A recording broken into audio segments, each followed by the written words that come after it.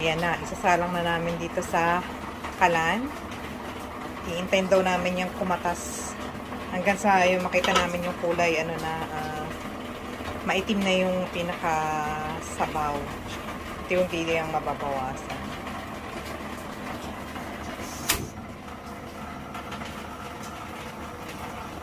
Mahinang apoy lang daw.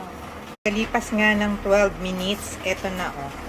Medyo, ayan na lumalabas na yung katas.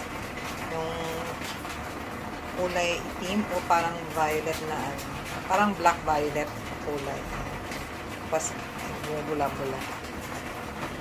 Ito pa lang yung tsura niya. Medyo matagal-tagal pa siguro, pero 12 minutes pa lang naman. Na after 1 hour, ayan na yung kinalabasan. Talagang umaapaw na. Kaya hahaluin muna namin.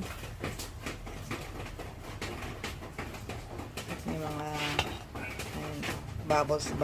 Tatanggalin kaya yung mga bubbles na yan. Pero ayan o.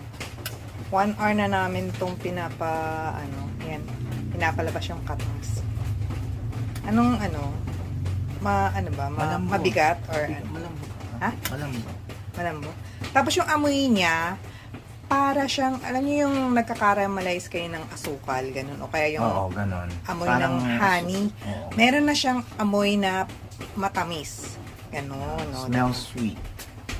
Yan, tingnan niyo, oh. Halo-haluin lang yan ni Boss Apollo. Kasi nga umaapaw. Siguro huwag na natin takpan, no? Yan. Kasi tumatapon na siya. Maliit ng aming, kawali. Okay na siguro to kasi halos isa't kalahating oras na namin to pinakuluan.